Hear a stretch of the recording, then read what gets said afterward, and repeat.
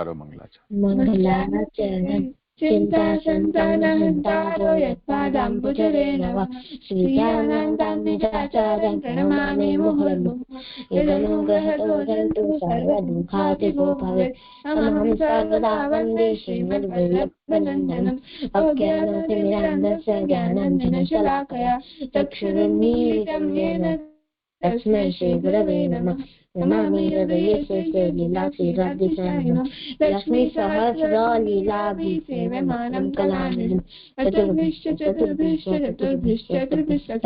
षड्भिर्विराजते योऽसौ पञ्चधारदया नमः।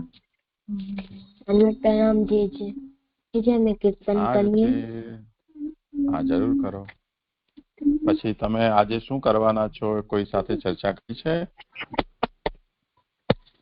ના જે હું અને આજે હું નિરાશિસ કરવાના છીએ. એમ ને? હું અહીંયાથી કહીશ ને પછી રાશિસ. ઠીક છે, હા રાશિસ પોતાનો. ચલો કરો. લાલ ગોપાલ મારી આંખે નમે દારો જુ લાલ ગોપાલ ગુલાલ મારી આંખે નમે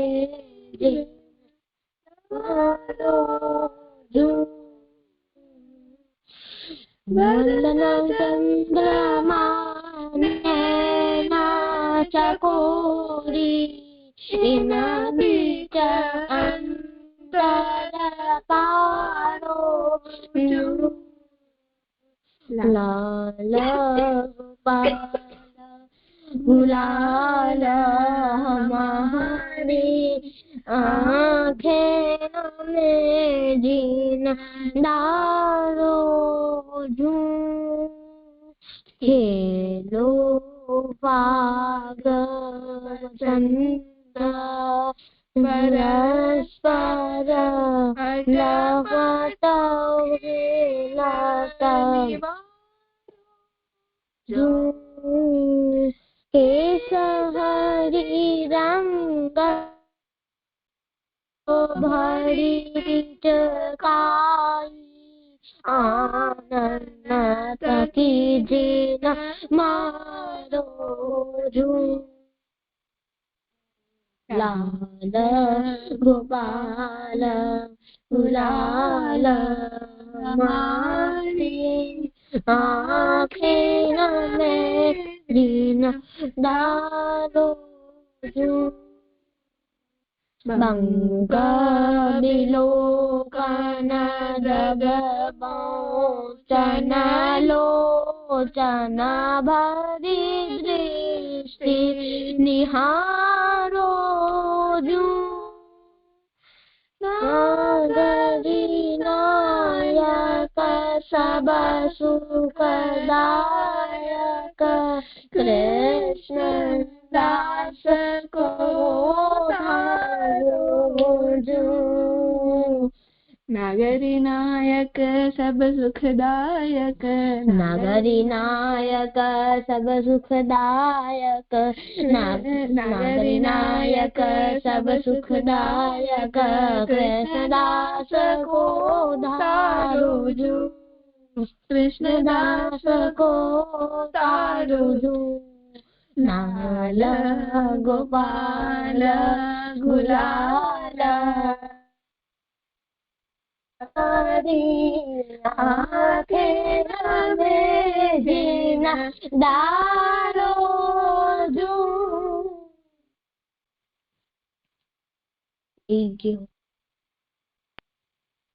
સુંદર કર્યું. બીજું કરું હા કરો.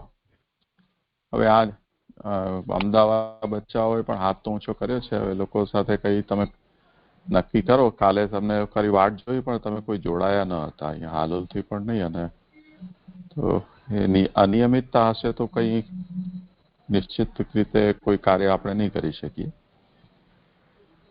તમે લોકો એકબીજા સાથે ચર્ચા કરીને અને જો ખાલી સાંભળવું જ હોય તો કંઈ પ્રશ્ન નથી. જોડાવ ન જોડાવ તમારી ઈચ્છા છે, પણ ભાગ લેવો હોય તો થોડું કોઓર્ડિનેશન જરૂરી છે. હા, કરો બધું.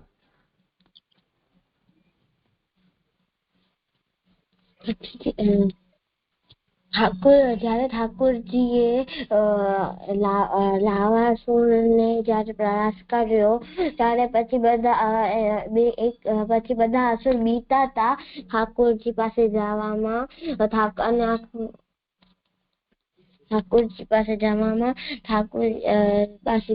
તો પછી ત્યાં એક પાસમાં એક વન હતો. ઠાકોરજી અને બલરામજી બધાને પૂછ્યું કે કેનો વન છે, તો બધાએ કીધું કે આ તારુનો વન છે. તાલવન છે, ત્યાં ઘણા બધા મીઠા ફલુગે એમ કીધું. તો ત્યાં કીધું કે અમે નહીં, અને ત્યાં એક અસુર રહે છે, ધેનુકાસુર છે. ઠાકોરજીએ બલરામજીને કીધું કે તમે મારા સાથે હાલશો ત્યાં મને ફળ ખાવ. તેમને કીધું હા. તો ત્યાં ગયા અને એમને ફળ જયારે પેટ કામ હલાવ્યો એમાં ઉપરથી ફળ નીકળ્યા ને એ ખાતા હતા. તો બધા ધેનુકાસુરને સંભળાઈ ગયો. તો એ આવી અને નડતો તો એનું મોઢું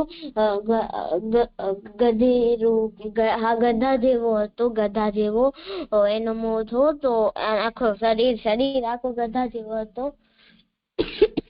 એમ કીધું. અને ત્યારે હુમલો કરતો ત્યારે બલરામજી એમની પૂંછ પકડી એમને ગોળ ગોળ ફરાવી અને એવો ફેંક્યો કે એમને જે પેડથી ટકરાયો એના સાથે જેટલા 8-10 પેડ એમ જ લાઈનમાં એમ જ પડી ગયા. એટલું જોરથી ફેંક્યો બલરામજી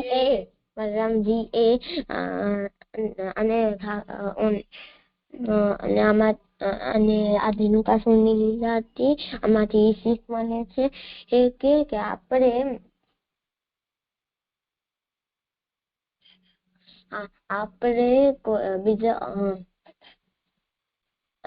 બધાનું આપણે પોતાનો અધિકાર ના રાખી દેવાનો. આપણે બધા સાથે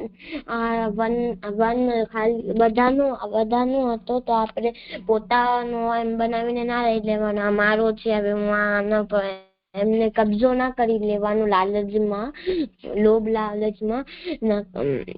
આ બધાનું છે, પોતાનું હક ક્યારે ના બનાવવાનું.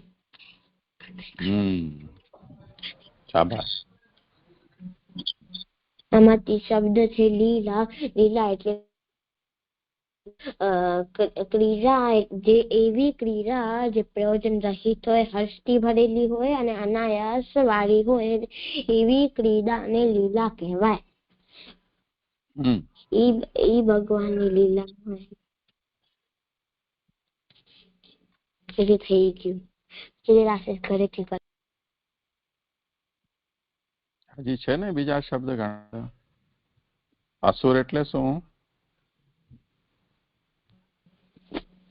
જે અસુર એટલે કે જેનામાં અસુર ના હોય, જે અસુર હોય એને અસુર કહેવાય. જેનામાં અસુર જ ના હોય, અસુર.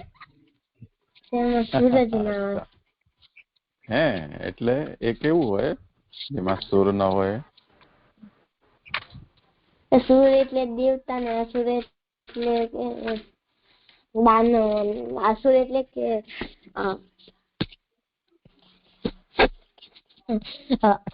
પ્લસ એટલે અસુર જે દેવતા ના હોય. સુરસા અને કશ્યપ ઋષિની સંતાનને અસુર કહેવાય.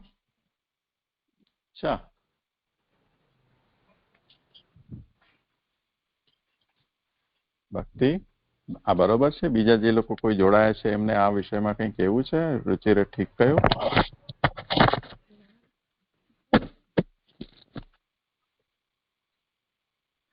કીધું છે, બરાબર કીધું છે. એમ કે એટલે આમાં જે સુરસા છે એ પ્રજાપતિ દક્ષના પુત્રી હતા. એમ કશ્યપ ઋષિ સાથે થયો હતો, તો એમની જે સંતાન છે એમને અસુર કહેવાય છે. ને જે દેવતાના હોય, જે દૈવી જીવના હોય એમને અસુર કહેવાય છે. સુર એટલે કે દેવતા. તો રાક્ષસ કોણ?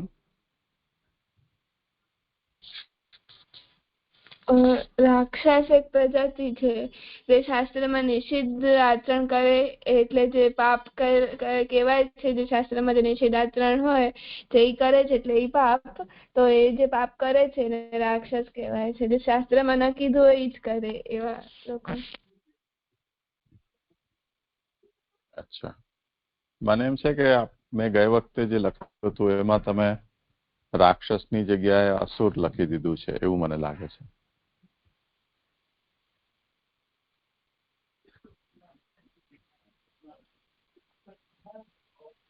અસુરનો મતલબ જે સુર એટલે દેવતાના જે વિરોધી હોય તે બધા અસુર. એ પછી દૈત્ય હોય, ચાહે દાનવ હોય, ચાહે રાક્ષસ હોય, ચાહે મનુષ્ય હોય, દેવના વિરોધી જે પણ બને એ બધા અસુર. અને સુરસા અને કશ્યપ સંતાન પેદા થઈ એ બધી રાક્ષસ છે. એ મેં ગઈ વખતે તમને લખાવ્યું હતું, પણ કદાચ તમે રાક્ષસની જગ્યાએ અસુરના પરિચયમાં એ લખી દીધું છે, તો એ સુધારી લેજો. અને તેની સાથે સાથે મેં જે પ્રસિદ્ધ રાક્ષસો હતા આદિકાલના, મધુ, કૈટભ વગેરે, એ બધાના મેં નામ પણ લખાવ્યા હતા. સમજાયું ને? તો એ સુધારી લેજો. પછી આમાં તે એક આવ્યું ને કે આપણે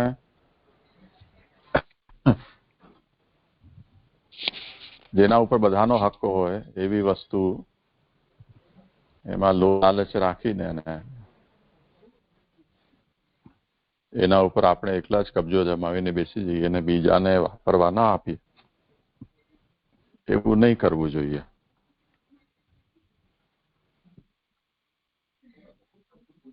તો એ ધેનુકાસુર વનનો ઉપર એવી રીતે કબજો જમાવીને બેસી ગયો હતો. થોડી આ લીલાના પ્રસંગથી અલગ વાત છે, પણ એક વાત એ સમજવાની છે કે પશુઓમાં અને મનુષ્યોમાં બધામાં પોતાનો કોઈક એક નિશ્ચિત એરિયા, પ્રાઇવેસીનો એરિયા એ લોકો પોતે કુદરતી રીતે માનતા હોય છે. એટલે એટલા એરિયામાં કે એટલા અંતરમાં અગર કોઈ બીજો વ્યક્તિ આવી રહ્યો છે તો એ વ્યક્તિ છે એ એનાથી એમ અસુરક્ષાનો અનુભવ કરે, એટલે કે આ ખતરો બની રહ્યો છે એવું એ લોકો માને. તો જેમ બિલાડી, કૂતરા, પક્ષીઓ જેની સાથે આપણે રહીએ છીએ તો એ લોકો આપણી સાથે રહે છે, એમાં આપણે બધાએ અનુભવ કર્યો હશે કે જો એ પાડેલા ન હોય તો એવા એ પશુ પક્ષીઓના અમુક અંતર સુધી આપણે જઈએ ત્યાં સુધી એ લોકો એનાથી પ્રભાવિત ન થાય, એટલે એમને એવું ના લાગે કે કંઈક ગડબડી છે. પણ એ અંતરને ક્રોસ કરીને એને થોડા વધારે નજીક જઈએ આપણે તો એમને એમ લાગે કે હવે એમના ઉપર ખતરો છે, તો એ ઉડી જાય તો એ કંઈક પ્રતિક્રિયા આપે. તો સેફ એરિયા દરેકે પોતે પોતાની રીતે ડિસાઈડ કરેલો હોય છે. હવે જે જાતનો પશુ હોય એના ઉપર કુદરતી રીતે એ લોકોની એ સ્વભાવ છે એ બનેલો હોય છે, અને એ એરિયાને એ લોકો ડિફાઇન પણ કરતા હોય છે. જેમ વાઘ વગેરે છે એ લોકો પોતે જે એરિયામાં રહેતા હોય એના વૃક્ષો ઉપર કે પથ્થર ઉપર ગુફાઓમાં પોતા પેશાબ કરી અને એ એરિયાને માર્ક કરી દેતા હોય. અને એ જંગલમાં રહેનારા બીજા જે પશુઓ છે એ કેમ કે જંગલમાં બધું ઘાસ અને ઝાડ ને બધું હોવાને કારણે નજરથી ઓછું દેખાતું હોય એટલે એ લોકોને કુદરતે એમ સુગંધને બહુ જ સતેજ બનાવી હોય છે. તો ગંધથી એ લોકો આ બધી વસ્તુઓને સમજી જતા હોય.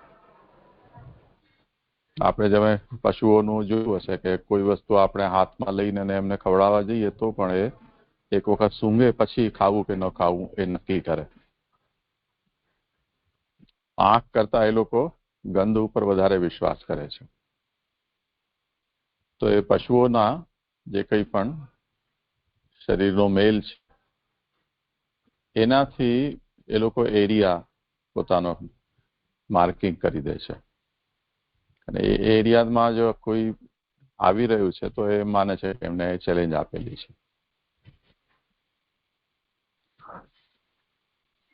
હવે આ ધેનુકાસુરના પ્રસંગમાં તો એવું છે કે ચલો એ કોઈ અસુર છે એને ગધેડાનું સ્વરૂપ એને લીધેલું છે.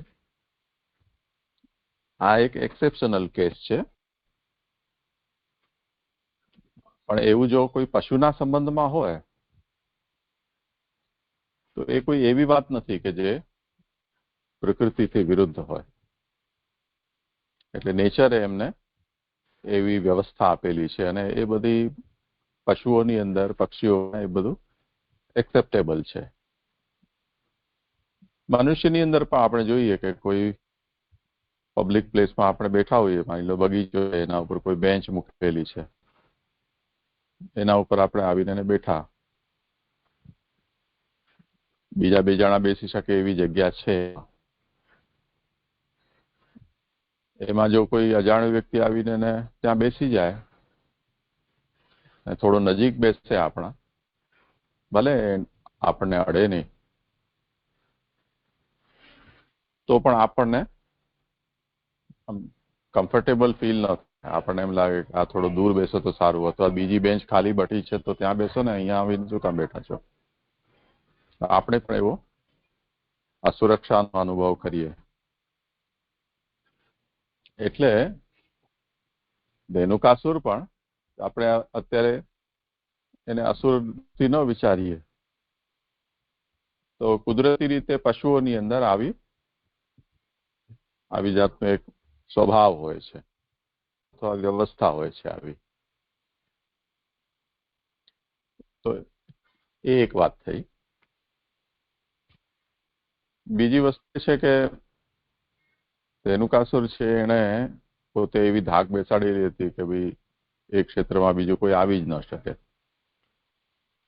અસુરને કોઈ તાળના જે ફળ છે એની સાથે કોઈ લેવા દેવા નથી. એ થોડો કોઈ ગધેડા એ ફળ ન ખાતા હોય.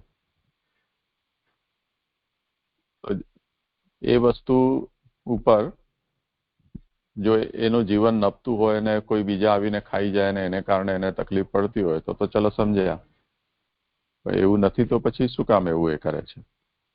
એવું કોઈના પણ મનમાં થાય. તો વનમાં ગાયો ચરાવવા ગોપ બાલકો તાળના વૃક્ષોમાં જે ફળ લાગેલા હોય, જેમ આપણે નારિયેળનું જલ પીએ એવી રીતે એમાંથી પણ જલ પણ નીકળે. એને નીરો કહે છે,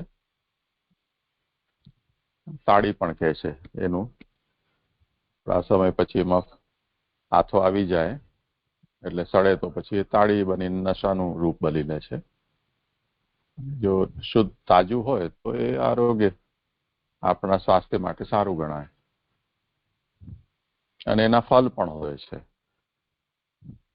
જેવી રીતે નારિયેળ અંદરથી કોપરું નીકળે એવી રીતે.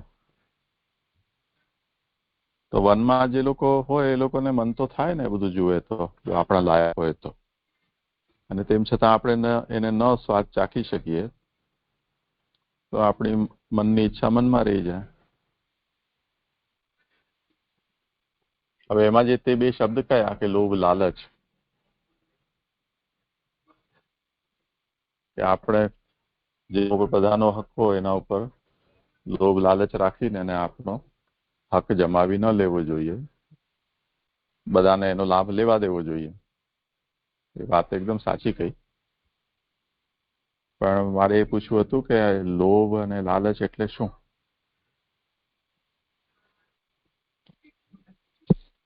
એ જે લોભ ને લાલચ એટલે કે આપણે ઈ વસ્તુ હજી ખપે છે, જે વસ્તુ છે આપણા બીજા પાસે છે, આપણા પાસે નથી, આપણે બીજા પાસે છે, તમારા પાસે નથી, એમ લાલચ કરી અને કે મને બી આ જોઈએ, મને બી આ જોઈએ, તો એ લાલચ અને ઈ જ લોભ, એક જ મતલબ થાય લોભ. એવું જ છે. ઓહો. ઓર કોઈને કેવું છે આનો વિચાર કરવો છે લોભ અને લાલચ? તમે કોઈ એવું વાક્યમાં આ શબ્દનો પ્રયોગ કરીને જણાવો ને તો આપણને ખબર પડે.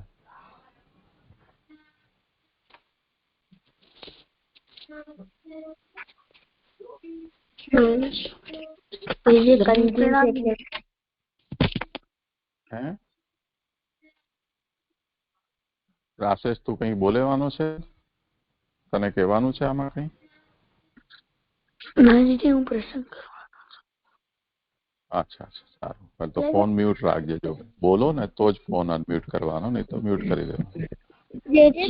પ્રણામ. હા, કોણ બોલે છે? કાવ્યા. કાવ્યા, હા બોલ. લોભ એટલે લાલચ એટલે જે આપણી વસ્તુ, લોભ એટલે લાલચ એટલે જે આપણે એ વસ્તુ ખાવી હોય ને એને બહુ ભાવે ને તો આપણે ખાતા જ જઈએ ને લોભ ને લાલચ કહેવાય. અચ્છા, એટલે તમે રુચિરે જે કહ્યું એ જ તું પણ કહે છે ને? કાવ્યા પણ એ જ છે. હવે સમજી લો એ વસ્તુને. હા. પણ જો આપણે કોઈ એવી સેન્ટેન્સમાં આ બે શબ્દનો પ્રયોગ કરીએ તો તમે જમવા માટે બેસો અને કોઈ ભાવતી વસ્તુ ઠાકોરજી આરોગ્યા હોય, પ્રસાદ લો, અને એમાં તમે બંને બે ભાઈ બહેનો સાથે બેઠા હો અને ભાવતી વસ્તુ જો તમે માંગો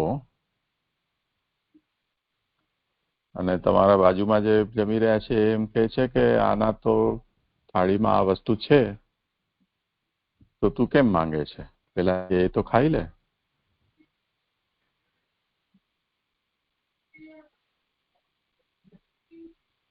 હવે જે તમને આવડે છે એ આવીને જુએ કે તમારી થાળીમાં એ વસ્તુ છે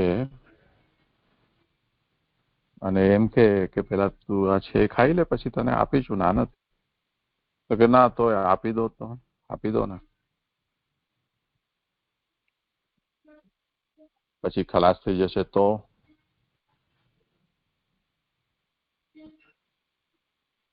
પછી જે માં છે એમ કે તમને આપી તો દઉં, પછી થાળીમાં મૂકશે, ખાશે નહીં, તો હું જબરજસ્તી ખવડાવીશ, ફેંકવાનું નહીં.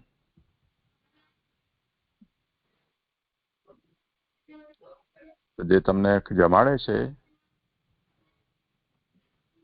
એ જે વસ્તુ બની છે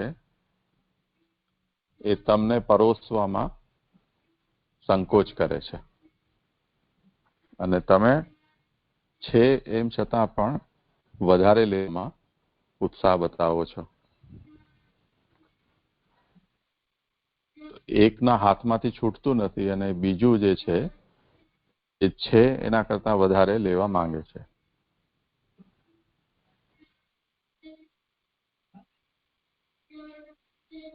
તો જે હાથમાંથી છૂટી નથી રહ્યું હોવા છતાં પણ બચાવી રાખવા માંગે છે, એ લોભ થયો. અને આપણી પાસે છે છતાં હજી જોઈએ છે એવું જે કહી રહ્યો છે એ લાલચું છે. તો બે વસ્તુ અલગ અલગ છે. તમે વ્યવહારમાં એવું સાંભળતા હશો કે કોઈ વ્યક્તિ બહુ પૈસાવાળો હોય અને તેમ છતાં પણ બહુ સાદા કપડામાં ફરતો હોય કે જોઈએ એવો ખર્ચો ન કરતો હોય તો બધા લોકો એને એમ કહે કે બહુ લોભીઓ છે, આટલા બધા પૈસા અહીંયાથી ભેગો લઈને જવાનો છે કે ખર્ચા નથી કરતો. જેમ હમણાં લગ્ન થયા ને તો રિલાયન્સ વાળાને ત્યાં લગ્ન થયા તો એમણે બહુ શો એન્ડ ફોર્મ કર્યું, બધી જગ્યાએ ખૂબ ખૂબ ખર્ચા કર્યા.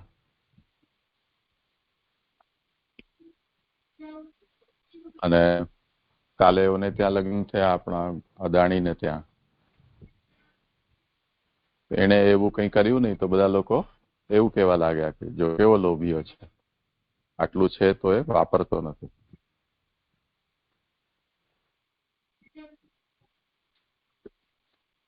જેની પાસે છે એને આપવાનું મન ન થાય તો એ લોભને કારણ છે. એનું કારણ એ છે કે એના મનમાં લોભ છે કે જે છે એને હું ખર્ચું નહીં, વાપરું નહીં, ભોગવું પણ નહીં, કોઈને ભોગવવા પણ ન દઉં, સંગ્રહ જ કરું. તો આ લોભ થયો. અને લાલચ એટલે હજી જોઈએ છે, હજી જોઈએ છે, હજી જોઈએ છે.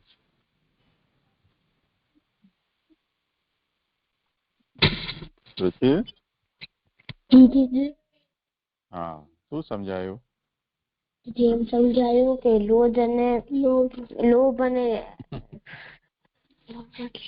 લોભ એટલે કે આપણા પાસે હોય વસ્તુ હોય, આપણે કોઈને દેવાની મન ના થાય, ઈચ્છા ના થાય, એને લોભ કહેવાય. અને લાલચ એટલે કે આપણા પાસે હોય છતાંય આપણે બીજો માંગતા જ જઈએ એને લાલચ કહેવાય.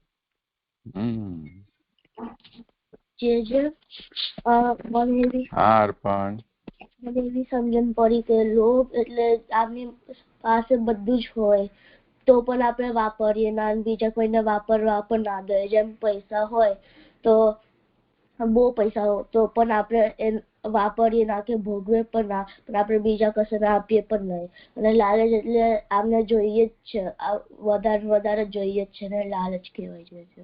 સમજણ પડી.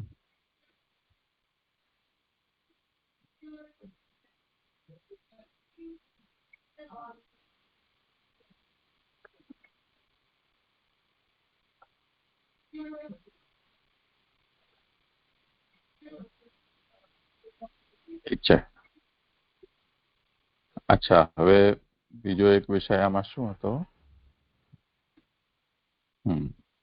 લોભ, લાલચ. હા, તો ધેનુકાસુરનો એ લાત મારતો કેમ કે જે આ બધા ઘોડા ગધેડા જેવા પશુઓ છે એ લોકો પાસે શિંગડા હોય નહીં, સૂંઢ જેવું કોઈ હથિયાર ન હોય, હાથીને જેમ હોય તેવું. તો એ બિચારા પોતાના પાછા પગનો ઉપયોગ પોતાના બચાવ માટે કરે કે આક્રમણ કરવું હોય તો કરે. તો એ પગ ઉછાળતો હતો તો બલદાવજી એમના બંને પકડીને અને ગોલ ફેરાવીને એને એવો પછાડ્યો કે એના પ્રાણ નીકળી ગયા. એવી રીતે એનો ઉદ્ધાર થયો. એ ઉદ્ધાર એટલે શું?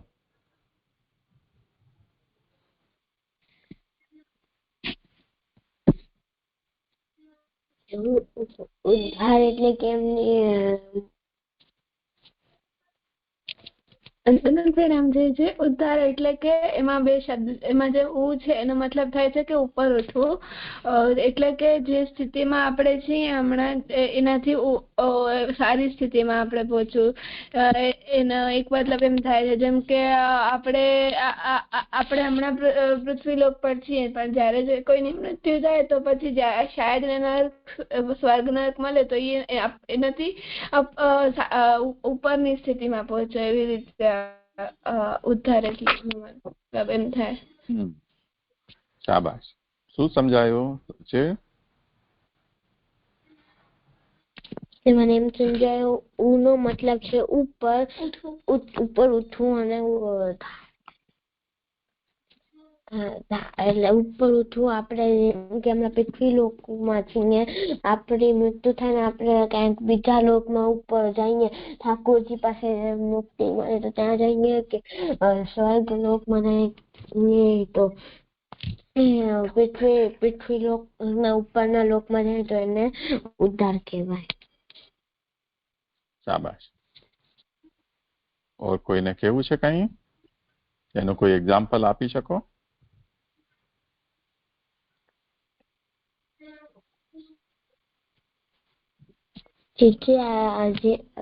જેમ કે કોઈકની મૃત્યુ થઈ, એમની દેહ છૂટી અને એ પછી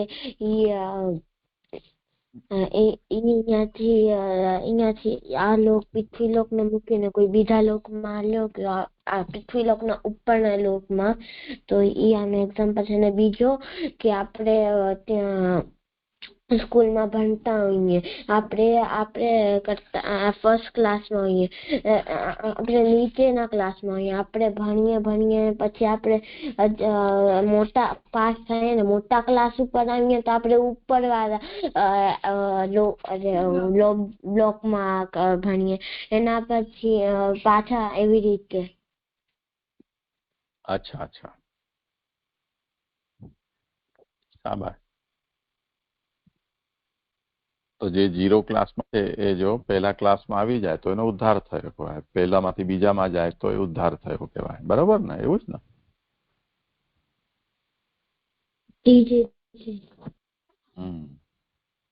શાબાશ. ચાલો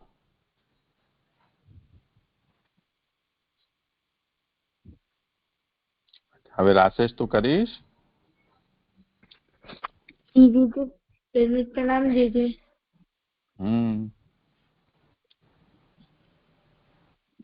આઠમો અવતાર કૃષ્ણ અવતાર. એક વખત બધી રાક્ષસો ભૂમિ દેવીને બહુ હેરાન કરતા. ભૂમિ દેવીએ ગાયનો રૂપ લીધો અને બ્રહ્માજી પાસે ગયા અને બ્રહ્માજીને કહ્યું કે મને બધે બહુ હેરાન કરે રાક્ષસો. તો બ્રહ્માજીએ વિષ્ણુજી પાસે ગયા તો વિષ્ણુજીએ કહ્યું કે મને હેરાન કરે છે. તો વિષ્ણુજી કહ્યું કે તમે ચિંતા ન કરો, હું દેવકીજીને ત્યાં અવતાર લઈશ. આઠમો અવતાર લઈશ. અને પછી એક રાજા હતો કંસ, તેને પોતાના પિતાને કાળકોઠીમાં જેલમાં નાખી દીધો. અને પછી તેમની બહેન હતી, એમનું નામ હતું દેવકી. દેવકીજીના જયારે વિવાહ થતા હતા વસુદેવજી સાથે, ત્યારે કંસે કહ્યું કે હું પોતે તને મૂકવા આવીશ. તો પછી જયારે કંસ પોતાના રથમાં મૂકવા જતો હતો ત્યારે આકાશવાણી થઈ કે અને કંસને કહ્યું કે કંસે તારો કાળ દેવકીના હાથમાં ઉતરો હશે તારો કાળ. ત્યારે કંસ ક્રોધિત થઈ ગયો ને વસુદેવજીને મારવા લાગ્યો. ત્યારે દેવકીજીએ કહ્યું કે તમે અમને ન મારો, મારા બધી પુત્ર હું તમને સોંપી દઈશ. અને પછી કંસ એ માર્યો નહીં. અને પછી દેવકીજીએ વસુદેવજીને પણ કાળકોઠી જેલમાં નાખી દીધો. અને પછી જેટલા પહેલો પુત્ર થયો ત્યારે કંસે તેને પહેલા પુત્રને માર નાખ્યો. એવી રીતે 7 પુત્ર થઈ ગયા, 7 પુત્રને માર નાખ્યો. અને પછી 8મો પુત્ર થયો ત્યારે વિષ્ણુજી પ્રગટ થયા અને વસુદેવજીને કહ્યું કે હવે મારો અવતાર લેવાનો સમય થયો છે. તો જેવું અવતાર લઉં તેવો તું મને નંદ બાબાને ત્યાં મૂકી આવજે. અને ત્યાં એક દીકરી થઈ હશે, ઈ માયા હશે, તું તેને અહીંયા લઈ આવજે. અને પછી જેવો જન્મ લીધો 8મા, ત્યારે કાળકોઠરીનો દરવાજો પોતે ખુલી ગયો. તેમના હાથમાં જે હથકડી હતી પોતે ખુલી ગઈ અને બધે સૈનિકો સુઈ ગયા. પછી વસુદેવજીએ કૃષ્ણ ભગવાનને એક છાગમાં રાખી અને ત્યાં લઈ ગયા યમુનાજીને પાર કરીને. અને જાગમાં ત્યાં લઈ ગયા અને ત્યાં કૃષ્ણ ભગવાન ત્યાં પધરાવ્યા અને ત્યાં જે માયા હતી તેમને લઈ આવ્યા અને પછી વસુદેવજી જેવા રાજપુત્રીમાં ગયા ત્યારે દરવાજા પોતે બંધ થઈ ગયા તેમના હાથમાં હાથ આવી ગઈ અને બધે સૈનિકો જાગી ગયા અને ત્યારે બધે સૈનિકોને એક પુત્રીનો રોવાનો અવાજ આવ્યો ત્યારે તે બધે સૈનિકો કંસ પાસે ગયા અને કંસને કહ્યું કે હવે પુત્ર નહીં પુત્રી થઈ છે ત્યારે કંસ તેને મારવા જતો હતો પુત્રીને ત્યારે પુત્રી આકાશમાં ઉડ્યા અને તેને અંદર દેવી નીકળ્યા અને દેવીને કહ્યું કે કંસ તારો કાળ તો ક્યારનો જન્મી ગયો છે ગોકુળમાં જન્મી ગયો છે અને પછી કૃષ્ણજી અને બલરામજી થોડાક મોટા થયા પછી તેમને કંસે કુસ્તી કરવાનું વિચાર્યું ત્યારે કંસે એના બે મોટા મોકલ્યા અને પછી ત્યાં મૂક્યા અને કુસ્તી કરવાનું આવ્યું કુસ્તી કરી તો કૃષ્ણજી ને બલરામજીએ બેને મારી નાખ્યા પછી બીજાને માર્યા ત્રીજાને માર્યા એવી રીતે બધાને મારી નાખ્યા અને પછી જ્યાં કંસ કાંઈ બોલવા જતા હતા એટલામાં જ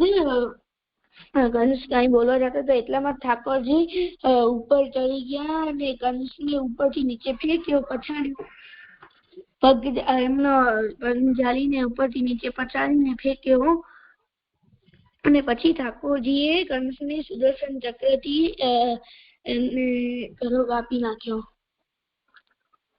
સુદર્શન ચક્રથી હે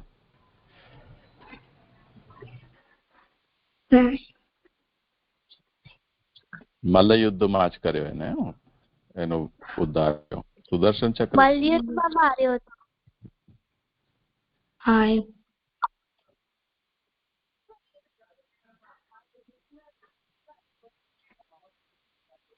શું હવે થયું રાશેષ જે આનાથી શીખી મળે છે કે ઠાકોરજીના ભક્તો કષ્ટમાં હોય તો ઠાકોરજી તેમની રક્ષા કરે છે જેમ કે આમાં ભૂમિ દેવીને બધે રાક્ષસો હેરાન કરતા હતા તો ઠાકોરજી એ અવતાર લીધો અને બધેનો વધ કર્યો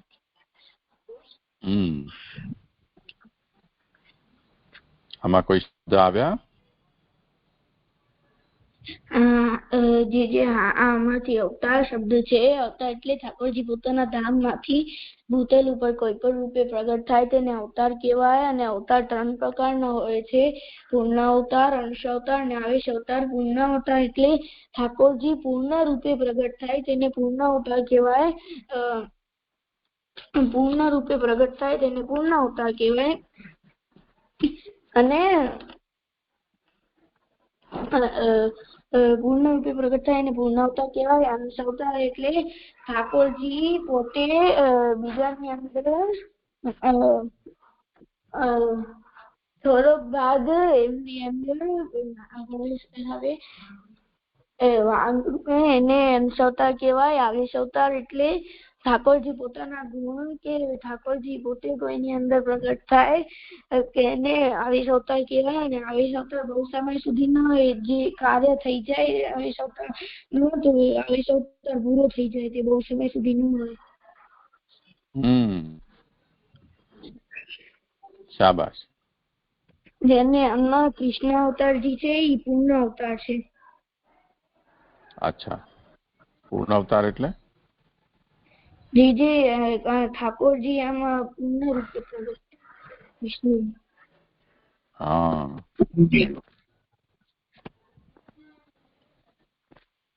ઓર કોઈને કઈ કેવું છે થઈ ગયું સારું ચલો આજે તો ઘણો સરસ બધું હા બેટા માયા શબ્દ છે હા જો માયા શબ્દ રહી ગયો ને તો પછી ચલો રાશેષ ભગવાન જીજી માયાનું બોલું હા બોલવું જ પડશે ને. ભગવાનની કોઈ પણ શક્તિને માયા કહેવાય. અને 12 પ્રકારની શક્તિ છે. શ્રી, પુષ્ટિ, ગિરા, કાંતિ, તુષ્ટિ, કીર્તિ, ઈલા, ઉર્જા, વિદ્યા, અવિદ્યા, શક્તિ અને માયા.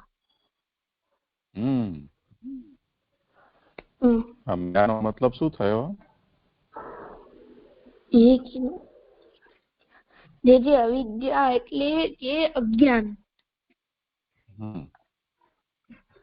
પછી માયા એટલે માયા શક્તિ એનો એ શું કરે?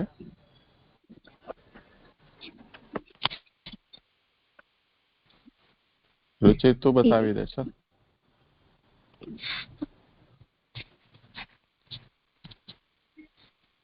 તમે નોટ તૈયાર કરી લીધી? જે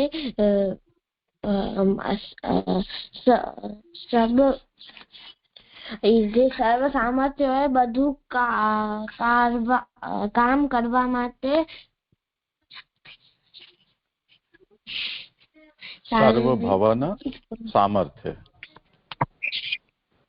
સર્વભવન સામર્થ્ય બધું થવાનું નું સામર્થ્ય. સામર્થ્ય એટલે શક્તિ. બધું થવાનાની અથવા બધું કરવાની શક્તિ એ માયા શક્તિ.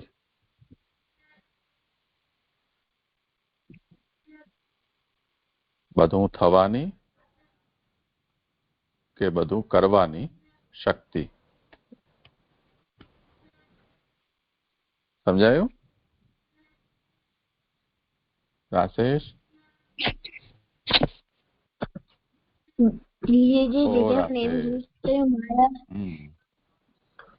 જે માયા એટલે સર્વભવનની સામર્થ્ય, જે બધું થવાની કે બધું કરવાની શક્તિ કહેવાય. લખી સારું. ચલો આજે બહુ સારું કર્યું તમે બધાએ. હવે તમે આગળનો જે ક્રમ છે એ ગોઠવી લેજો. જે છે મને